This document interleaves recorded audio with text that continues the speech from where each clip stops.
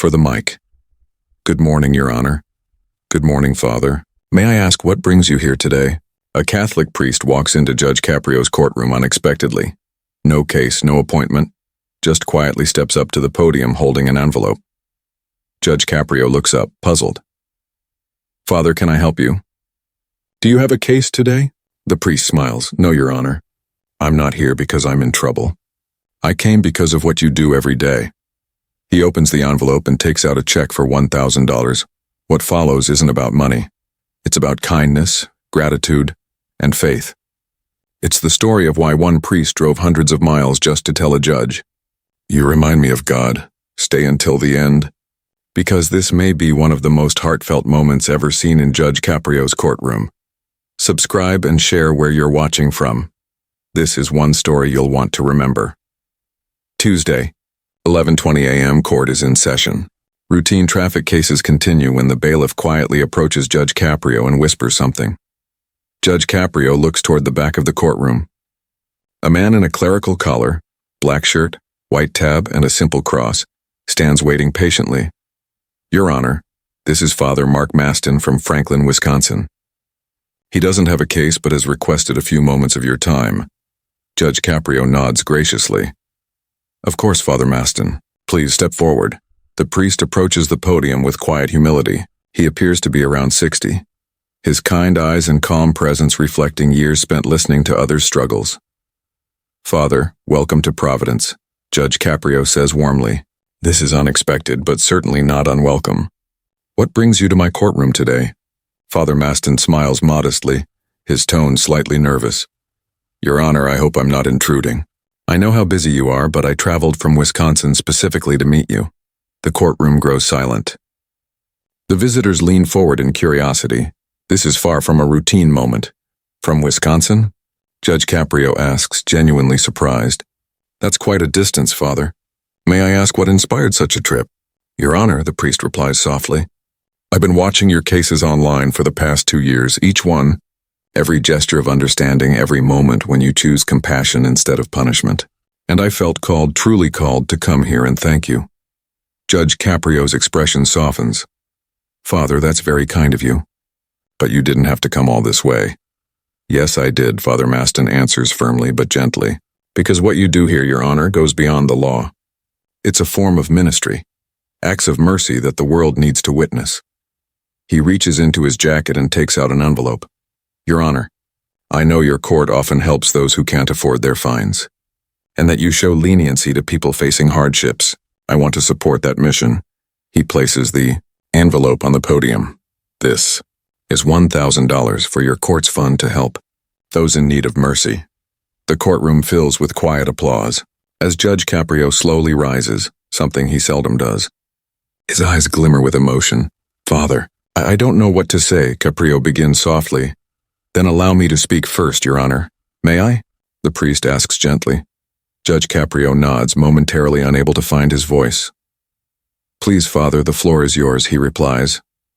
Father Maston takes a deep breath. The courtroom falls completely silent. You could hear a pin drop. Your Honor, I was raised in real poverty. My father left when I was 7. My mother raised 8 children on her own. I was the eldest. 8 kids, 1 mother, and no money. Caprio quietly responds, Good morning, Father. The priest's voice trembles slightly as he continues. I watched my mother work 3 jobs. I saw her skip meals so we could eat. She wore the same dress for years while making sure we had school clothes.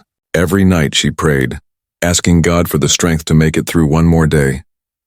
Judge Caprio places his hand over his chest. He recognizes this struggle. Parts of it mirror his own life. When I was 16, Father Maston says softly, I made a mistake. Nothing serious, but enough to bring me before a judge, not for traffic, but for stealing food. We were hungry and I was too ashamed to ask for help. The courtroom listens intently. No one expected this confession. That judge, Your Honor, looked at me as if I were worthless. He lectured me about morality while I stood there wearing shoes full of holes. He fined my mother $200, money she didn't have, money she had to borrow from the church. She cried all the way home. Father Maston's voice grows firmer. That judge saw a criminal. He didn't see a hungry child or a struggling family. He only saw someone to punish. He looks directly at Judge Caprio. But you, Your Honor, you see people. In every video I've watched, you look beyond the violation. You ask about their lives, their challenges, their families. You show compassion. He pauses briefly before continuing. And mercy, Your Honor, true mercy, is not just forgiveness. It's sharing in another's pain and helping them find hope. That's what you do every single day. Judge Caprio's eyes begin to glisten. Several people in the courtroom quietly wipe their tears. Father Maston continues softly. Your Honor, do you know why I became a priest? Because of my mother. She taught me what sacrificial love truly means. She gave everything. Her time, her strength, her youth, her dreams, so her children could have a chance. And when I see you waive a fine for a struggling mother, reduce a penalty for someone who lost their job, or show patience toward someone who's frightened and confused, I see my mother's mercy reflected in your courtroom. He pauses for a moment. The Bible says, "Blessed are the merciful, for they shall obtain mercy."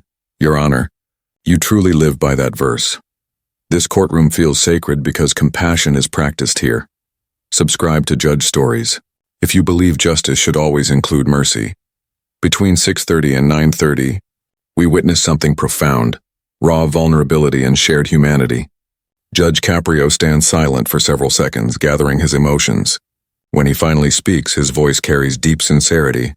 Father Maston, your words honor me more than I can express. But I must say this, I'm not extraordinary. I'm simply a man trying to do what's right. Your Honor, please allow me to finish, the priest says softly. Judge Caprio nods and continues with a calm tone. You spoke of your mother.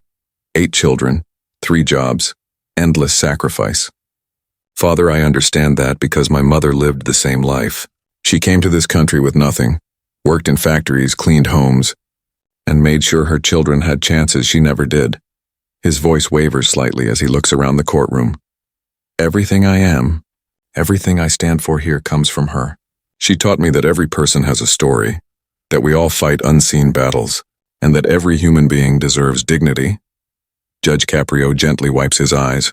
Father, you once said that family is the root of goodness, and you were right. I had a brother whom I lost a few years ago. The last thing he ever told me was, Frank, you're doing good work. Keep being kind to people. That's what matters. The courtroom grows quiet, broken only by soft sobs. So when you thank me for showing mercy, Father, I must thank my mother, my brother, and my family. They shaped who I am, just as your mother shaped who you are. He lifts the envelope containing the check. This $1,000 is incredibly generous, Father. But I want you to know something. The true gift isn't the money.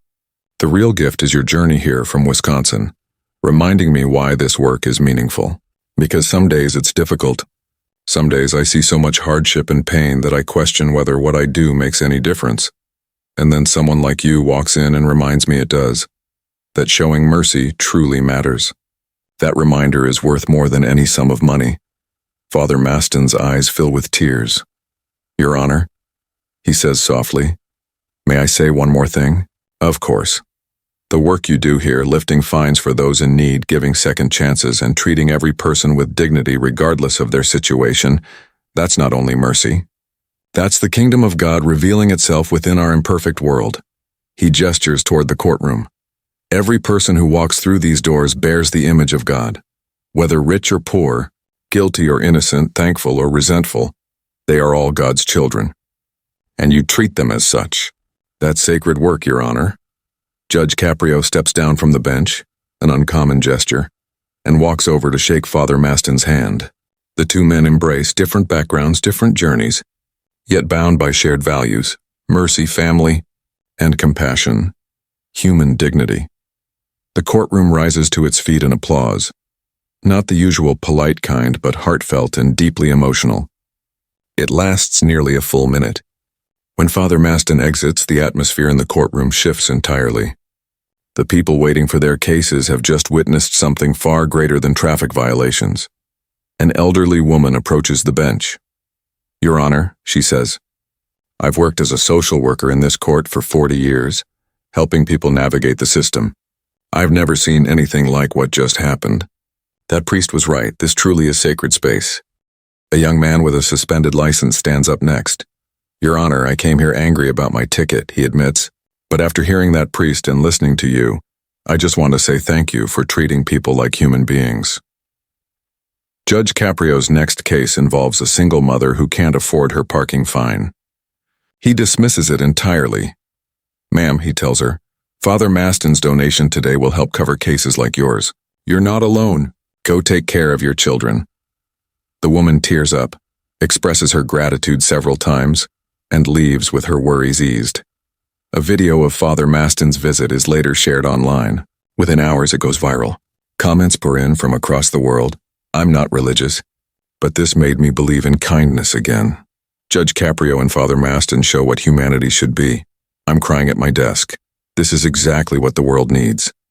Back in Wisconsin that Sunday, Father Maston addresses his parish. "I met a judge who reminded me why I became a priest," he says. "Because mercy is the language of God and some people speak it fluently." His parish organized a collection and raised an additional $3,000 for Judge Caprio's court fund.